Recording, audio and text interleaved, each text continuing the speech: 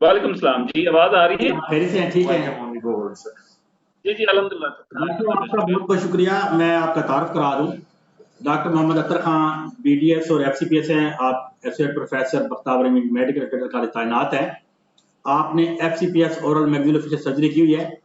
Doctor साहब आपका बहुत बहुत शुक्रिया। आपने बैरून मुल्क की बहुत सारी जॉब को ठुकरा के जनूबी पंजाब में गरीब लोगों की खिदमत करने को तरजीह दी। बहुत से आपके सैकड़ों बहुत स्टूडेंट मेहरबानी। हैं और हजारों की तादाद में लोग आप इससे इस्तेफादा कर रहे हैं। तो आपको ईद मुबारक। और ईद के बाद जो हमें कॉमन मसाइल का सामना करना पड़ा, जिसमें हमें देखें कि कुछ पेट की बीमारी से हम बच गए, लेकिन हमें डेंटल इशू का सामना करना पड़ा। तो जो मोस्ट कॉमन इशू जिस पर मैं आज आपसे बात करना चाहूँगा वो है फाउल स्मेलिंग या मुंह से बदबू का आना। तो इसकी बहुत सी वजूहत हैं। तो एक कॉमन तो हम जैसे घर में कोई डाइट इस्तेमाल करते हैं, कोई फूड जैसे कि प्याज, लहसुन या गार्लिक वगैरह इस्तेमाल करते हैं, तो इसके जी बाद जी भी हमारे माउथ से स्मेल आती है। तो काइंडली आप जी जी। हमारे सामीन को ये बताएं कि इसकी मोस्ट कॉमन क्या वजूहत है। इसकी कुछ तकरीबन, वैसे तो अगर देखें तो 60 से 80 वजूहात हैं जो इसको माउथ ब्रीथिंग इसको कहते हैं या फाउल स्मेल भी कहते हैं, और हेलिटोसिस इसका नाम होता है। जी जी। तो इसकी जो मेन काजेज हैं, एक तो हम सफाई नहीं करते, ब्रश नहीं करते, ज्यादातर जो ओरल हाइजीन जिसको कहते हैं वो मेंटेन नहीं करते, पहली जो रीजन मेन है। दूसरा, कुछ लोग होते हैं वो दांत साफ,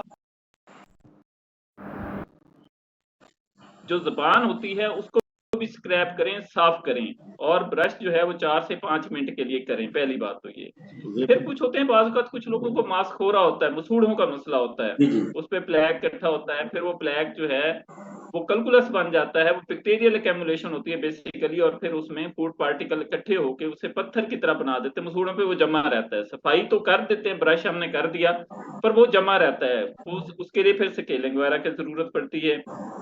बाज का ये होता है कि कुछ लोगों के दांतों में कैविटीज होती हैं, दांत खराब होना शुरू हो जाते हैं, कैविटीज लग जाती हैं, जिसे आम जबान में हम कहते हैं जी दांतों को कीड़ा लग गया है। जी जी। तो वो एक प्रॉब्लम जो है, कीड़ा लगना भी इसकी हेलिटोसिस या बैड ब्रीथ की अलामत होती है।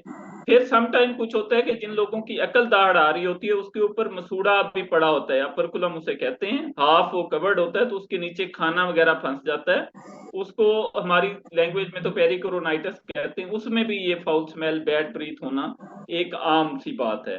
फिर कुछ होती हैं कुछ खुराक वगैरह जो खाना खाते हैं लोग, चॉकलेट्स हैं, जैसे कि बर्गर खाते हैं, बर्गर में कुछ ऐसी चीजें इस्तेमाल वो करते हैं, मस्टर्ड टाइप या मुख्तलिफ चीजें, बहुत से मतलब या मसाला कोल्ड जहाँ ड्रिंक्स इस्तेमाल वगैरह जो करते हैं। ज्यादा लोग पीते हैं, जी कोल्ड ड्रिंक्स वगैरह पीते हैं, बर्गर, चॉकलेट्स, इस तरह के अनहेल्दी फूड या शुगरी ड्रिंक्स जितने भी होते हैं, ये भी हेलिटोसिस काज करते हैं। समटाइम ऐसा होता है कि कुछ लोगों में कोई सर्जिकल वुंड होता है, मुंह के अंदर छाले निकल आते हैं जी। किसी भी वजह से, तो वो भी एक रीजन होती है। और समटाइम कुछ बच्चे होते हैं जैसे थैलेसीमिया के, वो सही सफाई नहीं कर सकते, या उनके ब्लड डिसऑर्डर होते हैं, उस वजह से भी इशू होता है। या ल्यूकीमिया वगैरह के पेशेंट होते हैं, उनके मसूड़े जरा सूज जाते हैं, फूल जाते हैं, उनके अंदर ब्लड एक्यूमुलेट होता है, WBCs कम होते हैं, इन्फेक्शन को कम्बैट नहीं कर सकते, तो वो भी एक पेरियोडोंटाइटिस टाइप एक प्रॉब्लम हो जाता है। दूसरा, कुछ लोग दमे के मरीज होते हैं, जी। जो उनमें भी ये चीज कॉमन होती है, या टीबी के जो मरीज हैं, कुछ लंग कैंसर हो जाता है, ये रेस्पिरेटरी ट्रैक्ट के इश्यूज आ जाते हैं, कुछ लोग या अपर रेस्पिरेटरी ट्रैक्ट। कुछ लोग मेडिसिन वगैरह इस्तेमाल कर रहे होते हैं। और मैंने ये भी देखा है कि कुछ जी किडनी डिजीज है या लीवर डिजीज है, तो बड़ी फ्रूटी सी स्मेल आ रही होती है। तो बेसिकली ये जो जी बैड जी ब्रेथ है, ये बेसिकली जिसम में कोई और प्रॉब्लम चल रहा होता है, तो उस वजह से भी ये आ सकती है। जी बिल्कुल। जैसे सांस की नाली के कुछ लोगों को इश्यूज होते हैं, या मैदे के इश्यू होते हैं, गैस्ट्राइटिस है, पेप्टिक अल्सर हो, H पाइलोरी हो स्टोमक में, तब भी ये बैड ब्रीथ होगी। या कुछ लोग आपने देखा होगा स्नोरिंग, ऐसे लोगों में भी ये प्रॉब्लम कॉमन होता है। या कुछ लोग होते हैं मुंह खोल के सोते हैं, जी जी ऐसी। माउथ ब्रीदर उनको कहते हैं, मुंह खोल के जब सोते हैं तो हवा आ रही होती है, जो अल्लाह ताला ने एक मैकेनिज्म रखा है, नाक से हवा जाती है, तो यहाँ हेयर होते हैं, फिर अंदर सीलिया होते हैं, वो वार्म होके उसमें जाती है, अगर नेजल मतलब ब्लॉक लंग्स में। हो तो डॉक्टर साहब, अगर नेजल ब्लॉक के जो साइनस का प्रॉब्लम हो या टॉन्सल का कोई प्रॉब्लम हो, जी तो साइनस, इसमें भी ये मोस्ट कॉमन होती है बैड ब्रेथ।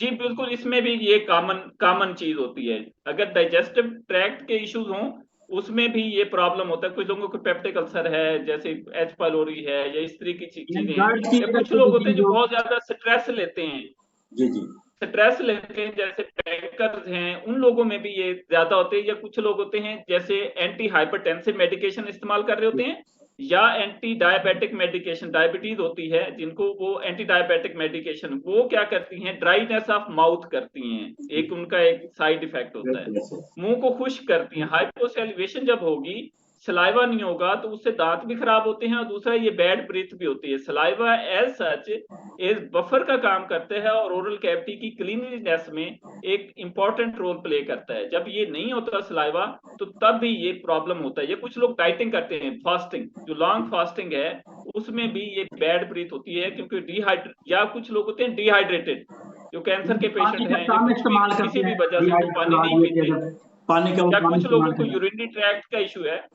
यूरिनरी डिजीज होती है, मतलब किडनी प्रॉब्लम होते हैं, वो पानी ज्यादा नहीं पीते, उन लोगों में भी ये चीजें कॉमन होती हैं, ये प्रॉब्लम कॉमन। अब इनका हल जो है वो क्या है, कुछ मतलब सोल्यूशन है कि उनको कैसे देखा जाए। एक तो है कि लोकल रेमेडीज क्या है, मतलब हम अपने तौर पे क्या कर सकते हैं, डॉक्टर साहब, मैं जैसे आपसे कि एक प्याज है। अहम क्वेश्चन करूंगा। जब ये बेड ब्रेथ का इशू होता है, तो मोस्टली हमारे दोस्त जी भी, फैमिली मेंबर भी हमें नहीं बताते, हालांकि हमें डिस्कस जी, करना चाहिए, और वो अनाइड सा हो जाते हैं जब हम किसी महफिल में जाते हैं। तो अगर मेरा बिल्कुल बेड आपकी बात टेस्ट हो, सच है सर। अगर मैं खुद से डायग्नोज करना चाहूं, अगर मेरा बेड टेस्ट हो, तो क्या ये मुझे चांस है कि मुझे मेरा जो ब्रेथ है ये भी बेड होगा, यानी?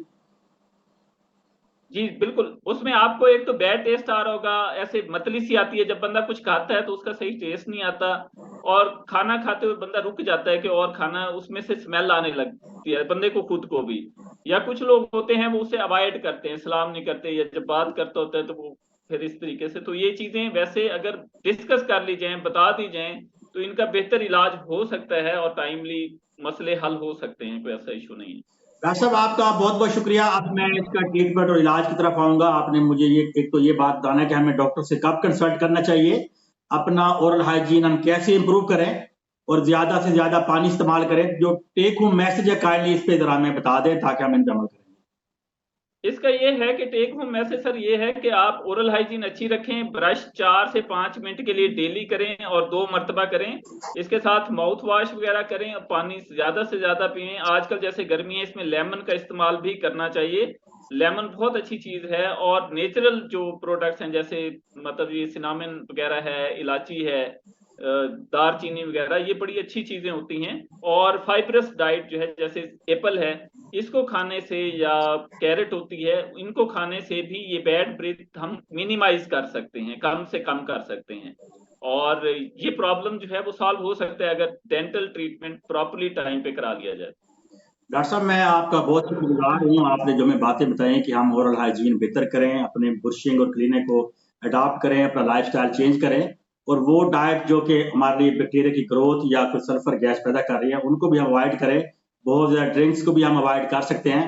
इसके साथ साथ हमें ये जरूर चाहिए कि अगर कोई हमारा दोस्त या कोई पार्टनर या कोई फैमिली में ऐसे मेंबर है, अगर आप उसको नोटिस कर रहे हैं, तो आप उसको कन्वे भी करें, और हमें डॉक्टर से और अपनी सेल्फ केयर भी इसको करनी चाहिए। बिल्कुल बिल्कुल सर, करना चलो चाहिए। सर, बहुत बहुत और जो शुक्रिया, अपना अंडरलाइन ख्याल रखिएगा। प्रॉब्लम है, बहुत शुक्रिया। ओके सर, अल्लाह हाफिज़, थैंक बहुत मेहरबानी, थैंक